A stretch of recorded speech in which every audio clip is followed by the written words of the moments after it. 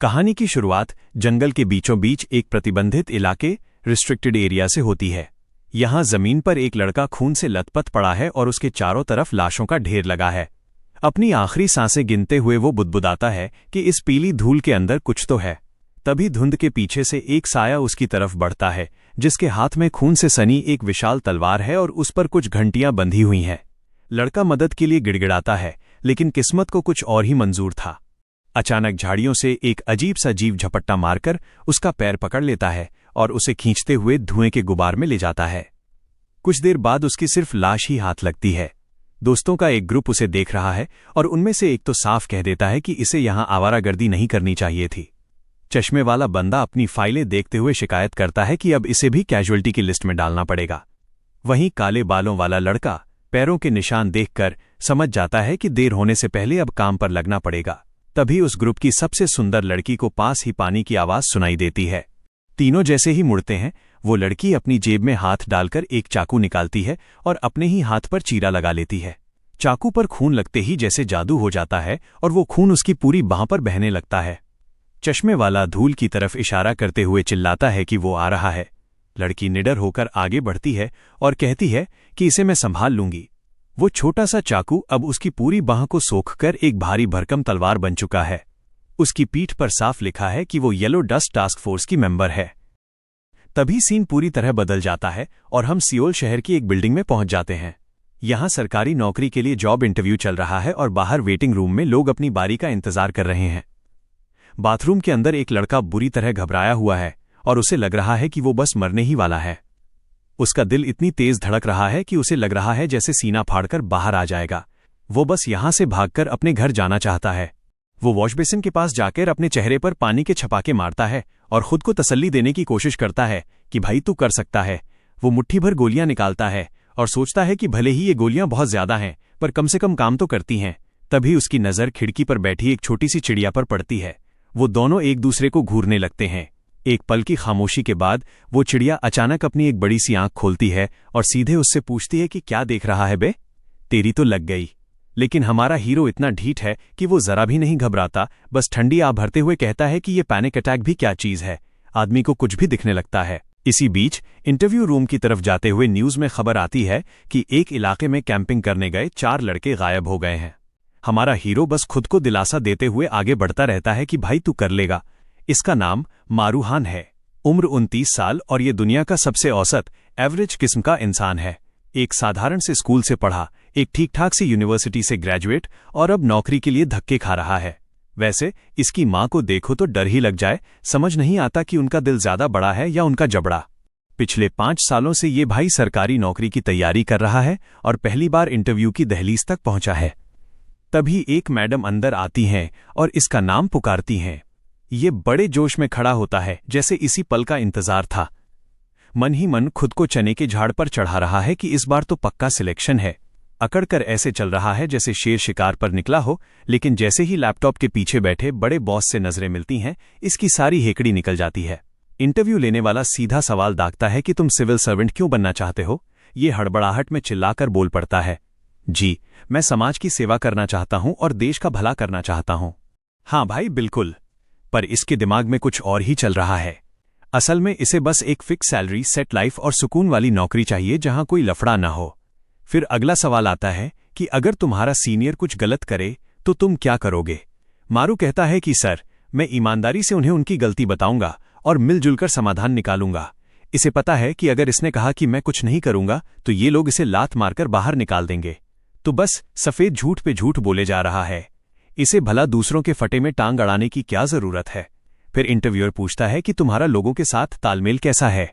एकदम चमकती हुई कॉन्फिडेंट मुस्कान के साथ ये बोल देता है, सर मैं इस काम में बहुत ही रद्दी हूं। न मुझे बात करनी आती है, न मैं स्ट्रेस झेल पाता हूं और स्कूल में भी मेरे पैनिक अटैक्स की वजह से लोग मुझे बहुत कूटते थे। ये तो इसने बोल दिया, जबकि दिमाग में इसे बोलना था कि सर मैं बहुत मिलनसार हूं और मेरे बहुत सारे दोस्त हैं। चश्मे वाले इंटरव्यूअर का चेहरा देखने लायक होता है। मारू को तब एहसास होता है कि जो सोचना था वो बोल दिया और जो बोलना था वो सोच लिया। क्या गजब का नमूना है ये। इंटरव्यूअर गला साफ करते हुए आखिरी सवाल पर आता है।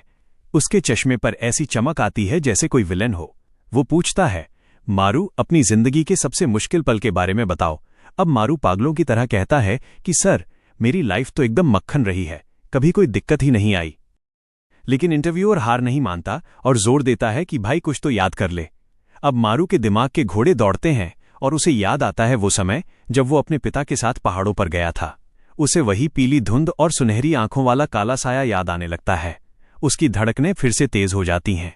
उसे याद आता है कि बचपन में उसने एक ऐसा जीव देखा था जिसके सिर पर अनगिनत आंखें थीं और जमीन पर लाशों का ढेर लगा था। इंटरव्यू रूम में बैठा मारू अब एकदम सुन्न पड़ चुका है। उसे सब धुंधला दिखने लगता है और उसकी कुर्सी पीछे की तरफ पलट जाती है। वो सीधे जमीन पर जा गिरता है। छत गोल गोल घूम रही है और इंटरव्यूअर उसे झकझोरते हुए पूछ रहा है, मिस्टर हान, क्या आप ठीक हैं? पर पैनिक अटैक के बीच मारू को जोरों की उल्टी आती है और बहुत देर हो चुकी थी। इंटरव्यूअर का पूरा कोट अब मारू के स्पेशल जूस से भीग चुका है। कट टू सीन सीधा उसके घर का है। मारू बिस्तर पर पसरा हुआ है और खुद को कोस रहा है कि क्या रायता फैला दिया। जाहिर है वो नौकरी तो गई। अब न नौकरी है, न लड़की और न ही कोई दोस्त। ऐसे में ये बेचारा अपनी साधारण जिंदगी कैसे जिएगा? अचानक दरवाजे पर दस्तक होती है और मारू को अंदाजा भी नहीं कि इस वक्त कौन आ सकता है। अपनी उसी बदहाल हालत में लड़खड़ाते हुए वो दरवाजा खोलता है और पूछता है कि क्या बात है। भाई साहब, सामने एक जीगाचैड महिला खड़ी है। मतलब वो औरत है या साक्षात खली, मैं पक्के तौर पर नहीं कह सकता। वो विशालकाय इंसान गरजते हुए पूछती है कि उसने इतनी देर से दरवाजा क्यों खोला। मारू उसे मम्मी कहकर बुलाता है और जैसे ही वो कमरे के अंदर कदम रखती है, भाई वो पूरे 3 मीटर लंबी है और जोजो कैरेक्टर की तरह मस्कुलर है। खैर, माँ तो माँ होती है, चाहे बॉडी बिल्डर ही क्यों ना हो। वो कहती है कि वो उसके लिए कुछ खाना लाई है और बस जा ही रही थी। मारू पूछता है कि क्या खाने में मीट है। मम्मी तपाक से जवाब देती हैं, नहीं, बस किमची और बीन्स है। मारू बेचारा उसी में खुश होकर उन्हें थैंक यू बोल देता है। उनकी जॉलाइन इतनी खतरनाक है कि अच्छे मॉडल शर्मा जाएं। वो कमरे के चारों तरफ नजर घुमाती हैं और देखती हैं कि ये लड़का बस इंस्टेंट नूडल्स ठूस रहा है, गंदे नैपकिन फैला रखे हैं और सोडा पी कर जी रहा है। मारू वहीं टेढ़ा मेढ़ा बैठकर मजे से अपना खाना खा रहा है। ये कचरा देखकर मम्मी का पारा चढ़ जाता है और वो सफाई शुरू कर देती हैं, ये सोचते हुए कि कोई इतने गंद में कैसे रह सकता है। मारू कहता है कि वो बाद में साफ कर देगा, लेकिन मम्मी को तो बस एक ही चीज में इंटरेस्ट है, इंटरव्यू कैसा रहा। बस ये सुनते ही मारू की बची कुची हिम्मत भी जवाब दे जाती है। वो हार मानकर जमीन पर ढेर हो जाता है और मन ही मन सोचता है कि अब मम्मी को कैसे बताए कि उसने इंटरव्यूअर को अपनी उल्टी से नहला दिया है। मम्मी हाथ बांधकर खड़ी होती हैं और उसकी पीठ पर एक जोरदार धौल जमाते हुए कहती हैं कि अगर तू ये छोटा सा एग्जाम भी पास नहीं कर सकता तो रोने का कोई फायदा नहीं है। मारू अपनी तकलीफ झेल रहा है और वो सफाई में लगी हैं। कुछ देर बाद वो उसे कुछ जेब खर्च, पॉकेट मनी देने की कोशिश करती हैं।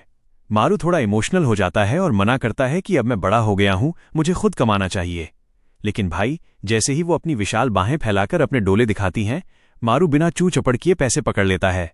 वो अपनी भारी भरकम ठुड्डी खुजलाते हुए कहती हैं कि अगर वो इंटरव्यू में फेल हुआ है तो शायद उस तांत्रिक शामन की बात सच थी। वो उसे हुक्म देती हैं कि उसे उस पहाड़ पर जाना ही होगा। एक पल के लिए तो मारू के चेहरे पर खौफ साफ दिखता है, लेकिन अगले ही पल हम देखते हैं कि वो पहाड़ पर पहुंच चुका है। कड़कड़ाती धूप है और ये भाई साहब स्वेटर और पैंट पहनकर चढ़ाई कर रहे हैं। असली ओटाकू वाइब्स। वो सोचता है कि कितने साल बीत गए, उसने कभी सपने में भी नहीं सोचा था कि वो उस पहाड़ पर वापस आएगा जहां वो हादसा हुआ था।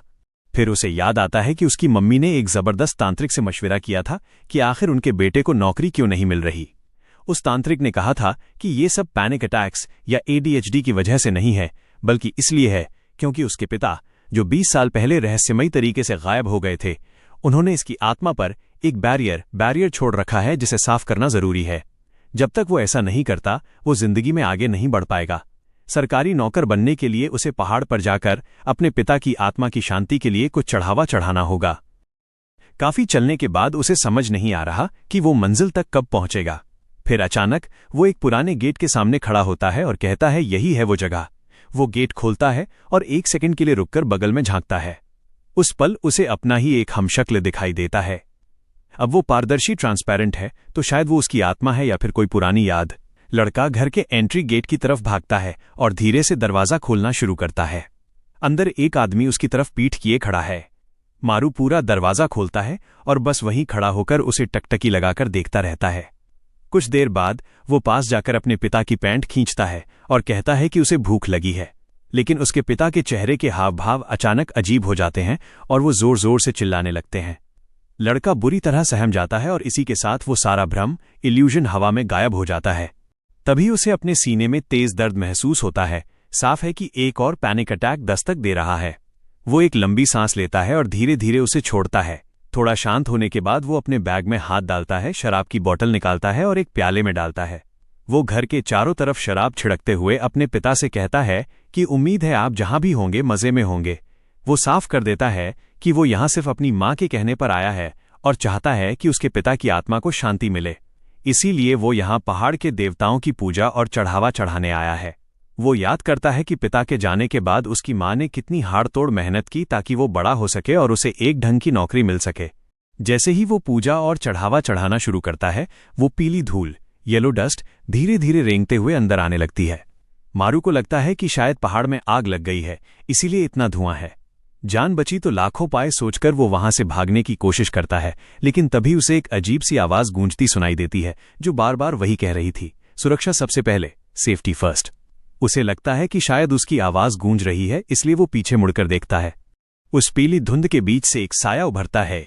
भाई साहब, ये चीज आपने पहले भी देखी है, तो आप अभी तक वहां खड़े क्यों हो? एक फूले हुए पेट और फटे हुए सिर वाला राक्षस सामने आता है जो लगातार रट रहा है, सेफ्टी फर्स्ट। बेचारे मारू को इतने भ्रम, हेलुसिनेशंस होते रहते हैं कि उसे लगता है ये भी दिमाग का कोई नया लोचा है। वो अपनी आंखें मलता है इस उम्मीद में कि वो गायब हो जाएगा, लेकिन वो जो कोई भी था मारू की तरफ बढ़ता ही आ रहा था।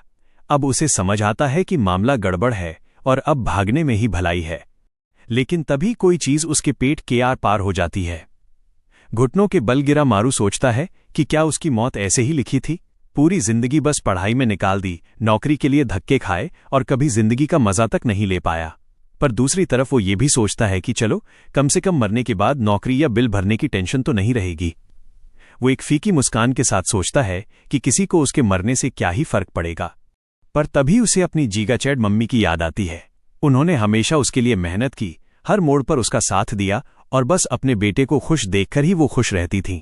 अपनी मां का वही जीगाचैड हौसला उसकी रगों में दौड़ने लगता है और वो खड़ा होने की कोशिश करता है। पेट में वो चीज धंसी होने के बावजूद वो दहाड़ता है कि मैं यहां नहीं मरूंगा। हालांकि वो जीव उसकी गंध सूंघ लेता है और पागलों की तरह उसकी तरफ झपटता है। वही सेफ्टी फर्स्ट वाली रट लगाते हुए वो राक्षस उसे काटने के लिए आगे बढ़ता है और उसके मुंह के अंदर एक साफ आंख दिखाई देती है। वो राक्षस मारू की कमर को जकड़ लेता है और मारू खुद को बचाने के लिए उसे पीछे धकेलता है, लेकिन उस राक्षस का मुंह बहुत बड़ा है और वो मारू के कंधे पर अपने दांत गड़ा देता है। बेचारा मारू दर्द से कराह उठता है और उसे लगता है कि अगर ऐसा ही चलता रहा तो वो बेहोश हो जाएगा। तभी उसे अपने पिता की बात याद आती है कि खाना खा लो। खैर, अगर ये राक्षस उसे काट सकता है तो वो भी काट सकता है। वो अपनी पूरी ताकत लगाकर उस जीव की गर्दन पर दांत गड़ा देता है और उसका एक बड़ा सा मांस का टुकड़ा नोच लेता है।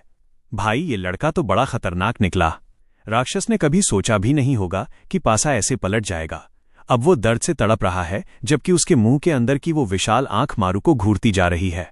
उसकी पुतली के अंदर से एक काली ऊर्जा, डार्क एनर्जी निकलने लगती है और उसके सिर से बाहर बहने लगती है। मारू के दिमाग में अचानक उन अनगिनत लाशों के मंजर घूमने लगते हैं जिन्हें वो खौफनाक जीव घसीट कर ले जा रहे थे। ये एक तरह का नरसंहार था जहां मॉन्स्टर्स एक दूसरे को ही काट रहे थे। इस पूरे कुरुक्षेत्र के ऊपर उसकी वो अजीब सी हरी आंख मंडरा रही थी, जैसे आसमान से इस तबाही का मुआयना कर रही हो। मारू बस यही समझने की कोशिश कर रहा है कि आखिर वो देख क्या रहा है, कौन उससे बातें कर रहा है और कहीं वो मर तो नहीं चुका। उसके मुंह में लोहे जैसा एक अजीब स्वाद है और उसे शक होता है कि क्या मौत का स्वाद ऐसा ही होता है। तभी कोई उसका नाम पुकारता है। वो फिर सोचता है कि भाई, अब ये कौन है। धीरे धीरे वो अपनी आंखें खोलता है, जहां उसके बाईं ओर खड़ा एक गाइड उससे पूछता है कि वो इस रिस्ट्रिक्टेड एरिया में क्या कर रहा है। मारू का मुंह अभी भी खून से लथपथ है। वो हड़बड़ाकर खड़ा हो जाता है।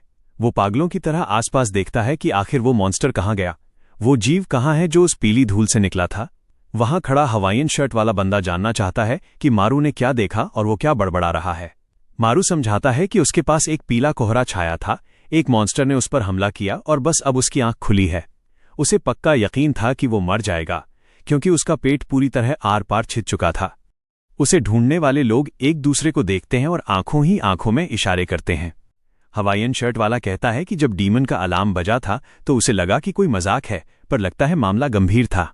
और तो और ऐसा लग रहा है कि इस बच्चे ने ही उसे ठिकाने लगाया है। पास खड़ी लड़की टोकती है कि यह नामुमकिन है, माना कि उसके खून से डीमन की पावर मिल सकती है, पर कोई तुरंत उसकी एबिलिटीज इस्तेमाल करना नहीं सीख जाता। वो बंदा मारू की तरफ देखता है और पूछता है कि क्या उसे पता है कल क्या हुआ था। अपनी फटी हुई शर्ट में किसी फैशन चैलेंजर की तरह खड़े मारू को समझ नहीं आता कि ये कल की क्या बात कर रहा है। जैसे ही वो अपना फोन देखता है उसके होश उड़ जाते हैं। वो पूरे एक दिन से बेहोश था। इसी बीच वो आदमी कहता है कि अगर ये इतने वक्त तक जिंदा बच गया है तो पक्का इसे एबिलिटीज मिल चुकी हैं। लड़की कहती है कि अभी इतनी जल्दी नतीजे पर मत पहुंचो, वो अभी अभी होश में आया है और उसे सिचुएशन समझ नहीं आ रही होगी। वो बंदा उसे दिलासा देते हुए कहता है कि फिक्र मत करो, सबके साथ ऐसा ही होता है। फिर मारू के कंधों पर हाथ रखकर कहता है कि वो बिल्कुल सही वक्त पर आया है और अब उसे हिस्सा लेना ही होगा। मारू को कुछ पल्ले नहीं पड़ रहा, पर उसे पहले कपड़े बदलने को कहा जाता है क्योंकि उसकी हालत किसी फकीर से कम नहीं थी। थोड़ी देर बाद वे वापस पोर्ट पर स्पेशल सर्विस के नए कर्मचारियों के ओरिएंटेशन के लिए पहुंचते हैं। मारू अपनी उसी पुरानी शर्ट में वहां बैठा है, पूरी तरह ब्लैंक। आखिर वो अचानक सरकारी अफसरों के ओरिएंटेशन में कैसे पहुंच गया?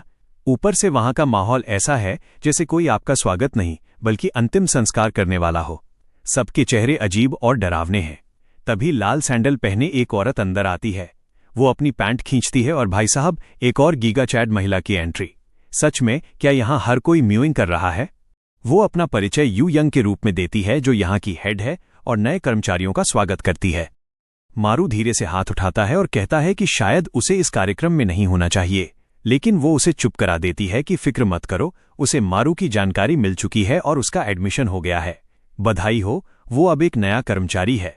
बेचारा मारू वहीं खड़ा रह जाता है। उसे समझ नहीं आता कि ये पागल औरत आखिर बोल क्या रही है। वो अपनी स्क्रिप्ट जारी रखती है कि यहां मौजूद हर किसी को इस बारे में पहले से पता होना चाहिए। यहां का काम इन खास कर्मचारियों के साथ है जिनका असली मकसद लोगों की जान बचाना है। सबसे पहली और जरूरी बात, ये लोग अपने परिवार, रिश्तेदारों या किसी भी करीबी को ये नहीं बता सकते कि वे यहां काम करते हैं। अगर ये खबर बाहर लीक हुई तो नेशनल सिक्योरिटी लॉज तोड़ने के जुर्म में उन्हें कड़ी सजा दी जाएगी। मारू मन ही मन सोचता है कि भाई ये तो बहुत ही सीरियस बात बोल दी। तभी यू यंग कहती है कि यहां मौजूद हर किसी को इस महीने डीमन की नई शक्तियां मिली होंगी। जब किसी दानव का खून आपके शरीर में पहुंचता है तो बहुत कम चांस होते हैं कि आपको कोई एबिलिटी मिल जाए। मारू को तुरंत याद आता है कि ये तब हुआ होगा जब उसने उस मॉन्स्टर की गर्दन पर काट लिया था। वो आगे बताती है कि येलो डस्ट यानी वो पीली धूल ही पहला संकेत है कि कोई दानव प्रकट होने वाला है। इसकी डेंसिटी 1 से 10 के बीच होती है और जाहिर सी बात है कि धूल जितनी ज्यादा होगी वो जीव उतना ही ताकतवर होगा। फिर वो शियान वू को पुकारती है जो अपना हाथ उठाता है। यू यंग कहती है कि क्योंकि उसे लेवल 7 के जीव से शक्ति मिली है इसलिए वो उसकी काबिलियत देखने के लिए काफी उत्साहित है। वो हैंडसम लड़का बड़े कॉन्फिडेंस के साथ जवाब देता है कि वो अपनी पूरी कोशिश करेगा और उसे फिक्र करने की जरूरत नहीं है। अब यू यंग का ध्यान मारू पर जाता है। वो बताती है कि उसे लेवल 1 के दानव से शक्ति मिली है और पूछती है कि वो शक्ति क्या है। मारू, जो अभी भी थोड़ा चकराया हुआ है, सच बोल देता है कि उसे अभी तक अपनी एबिलिटी का कोई अंदाजा नहीं है। ये सुनते ही पास खड़ा एक अकड़ू बंदा हंसने लगता है। सच कहूं तो उस बंदे की गर्दन पर भी एक कट मार देना चाहिए, या शायद नहीं, ऐसा करना थोड़ा अजीब हो जाएगा। चलो जाने देते हैं। मारू चिढ़ तो जाता है पर उसे इग्नोर करने का फैसला करता है। आखिर उसकी प्रायोरिटी तो बस जल्द से जल्द यहां से रफू चक्कर होने की है। अचानक कमरे में एक जोरदार अलार्म गूंजता है। यू यंग कहती है कि टाइमिंग एकदम परफेक्ट है, ये एक दानव के प्रकट होने की वार्निंग है। अगले ही पल वे सब पहाड़ पर चढ़ रहे होते हैं। वो ऐलान करती है कि अब उनके प्रैक्टिकल टेस्ट का समय आ गया है जहां वे अपनी नई शक्तियों को आजमा सकते हैं। अब जाहिर है हमारा प्यारा मारू ही अकेला है जो सोच रहा है कि अबे मैं यहां कर क्या रहा हूं। वो बस खतरा बढ़ने से पहले यहां से निकलना चाहता है। पर जैसे ही वो अपनी सुरक्षा के बारे में सोचता है उसका सामना फिर से उसी मनहूस पीली धूल से हो जाता है। उसके चेहरे के एक्सप्रेशन ही सब बता रहे हैं, उसकी बुरी तरह फटी पड़ी है। तभी उस घने कोहरे के बीच उसे एक औरत की परछाई दिखती है। ये वही ममी आर्म्ड लड़की है और मारू सोचता है कि क्या वो ठीक है। उसी पल वो लड़की पीछे मुड़ती है और मारू की चीख निकल जाती है।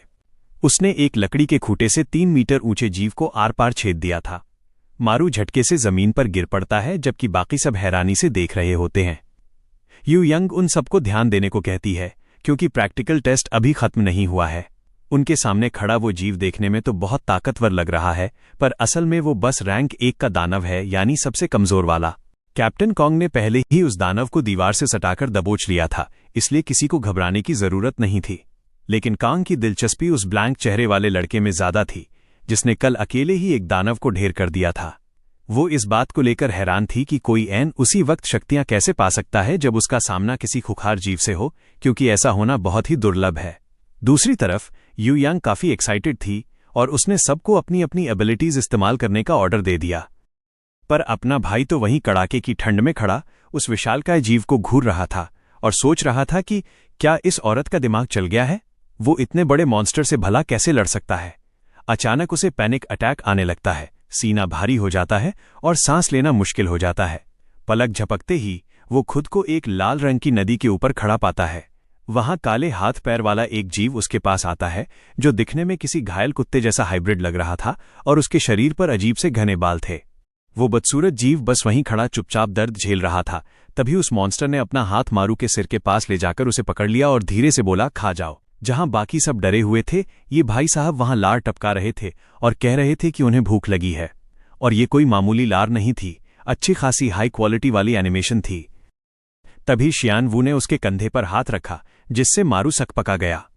शियानवू ने मजे लेते हुए पूछा कि क्या वो डर के मारे पागलों की तरह हंस रहा है। मारू ने भी पूरी ईमानदारी से जवाब दिया, नहीं भाई, बस भूख लग रही है। मारू ने खुद को शांत किया और सोचने लगा कि आखिर वो सब क्या था और उसे इतनी भूख क्यों लग रही है। पहाड़ की चोटी पर यू यांग ने सबका ध्यान अपनी ओर खींचा। इससे पहले कि वे अपनी शक्तियों का इस्तेमाल करते, उसे कुछ बेसिक बातें समझानी थीं। उसने साफ किया कि ये पीला कोहरा यानी येलो मिस्ट इन दानवों की वजह से ही है। जाहिर है, दानव जितना ताकतवर होगा, कोहरा उतना ही घना होगा। फिर उसने एक चाकू निकाला और कहा कि सिर्फ इतना ही नहीं है।